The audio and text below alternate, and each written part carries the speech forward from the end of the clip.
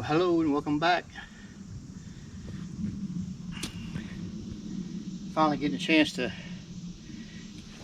get back on the shelter.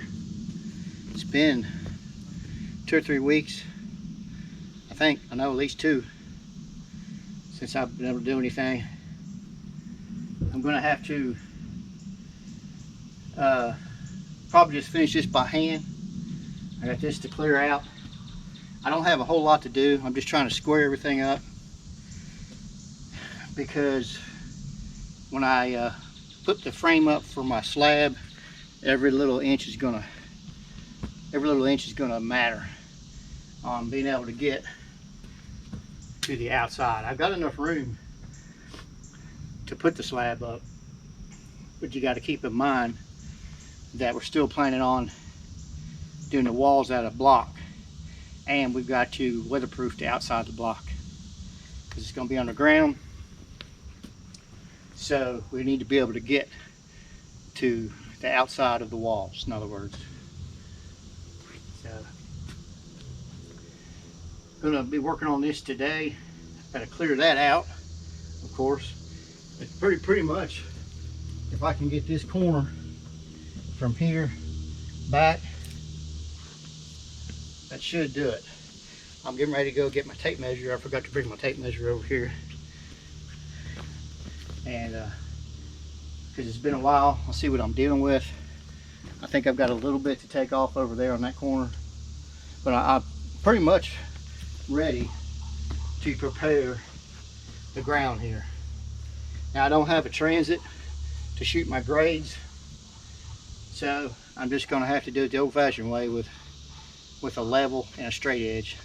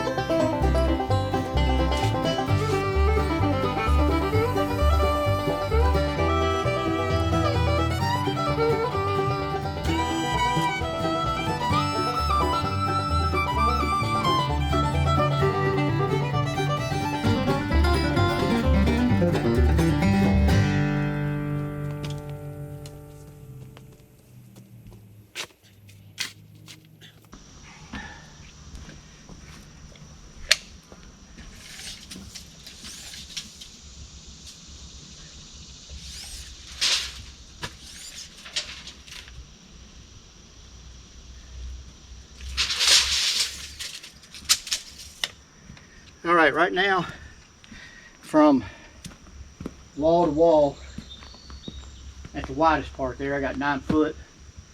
It's going to be a little bit less back here because I haven't worked with it yet. If I can get that chopped down, I'll have 9 foot, which is give me 6 inches on each side, and I'll just have to make that work, because I definitely want an 8x8 slab. I don't want to go much smaller, because if you have a 7x7 slab, and then by the time you get your 8-inch block on each side, it's another, what, 1.5 foot you're going to lose. So as it is right now, the inside of the building will be just under 7 foot, which is fine for a storm shelter. We're trying to maybe have a root cell or 2, and that's just the best we're going to be able to do. We'll just have to keep tight shelving for our food and whatever we decide to put in there. So right now I've got to go take a break. It's already hot. It's about, well, it's almost 11 o'clock, I think, or 10:30, something like that. Because by the time I wake up, not too long after sunup is when the sun starts hitting here. Now, this afternoon, about 4 o'clock, it'll start going back behind the trees. And I'll come back out and continue on it. If you notice, we've had quite a bit of rain. We just had rain. See, did we have any yesterday? We had some come through real quick yesterday evening. 4th of July, we had storms.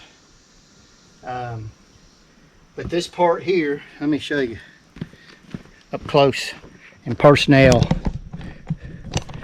Get this off the stand here. There we go. And if you could see this right here, it's bone dry. So it's already dry. Up here is where it's still moist, up at the wall where it ran off the wall. And you can kind of see where the water was running down the hill here, how it does ruts. It did that to our driveway where we had so much downpour. And right here is why I'm not even bringing the tractor up here right now. You can see my footprints. That's just from walking up here a minute ago. So you don't want to put a 2,900 pound tractor on that. It'd probably sink. So, but it should be, we're not supposed to have any more rain, what they're saying, until Wednesday, depending on where you live. But I check the weather every day around here because the way the hot humid weather's been, it could change constantly. So I mean, we could get rain tonight, who knows. But yeah, this is already dried out. Reason I'm telling you that, because I'm almost to the stage of forming up and putting gravel in here. I don't need to put a base gravel, which is kind of like sand and pebbles, to make a base, kind of like if you've ever seen them doing that on roadways or parking lots. We don't need to put that in here because it's so daggone hard. So I'm just going to put my gravel in here.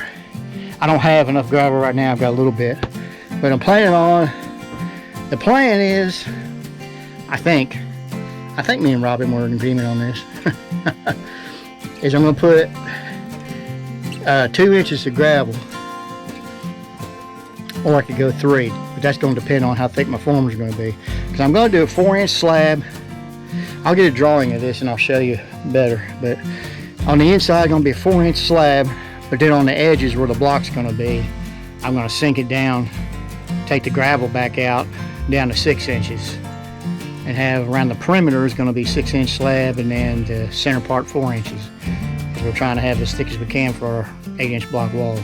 Now the good thing is, we're not going as tall as a building would be, like a 1-story, 2-story building. We're just going up probably, I think 7 foot, something like that. I think it's 7 foot.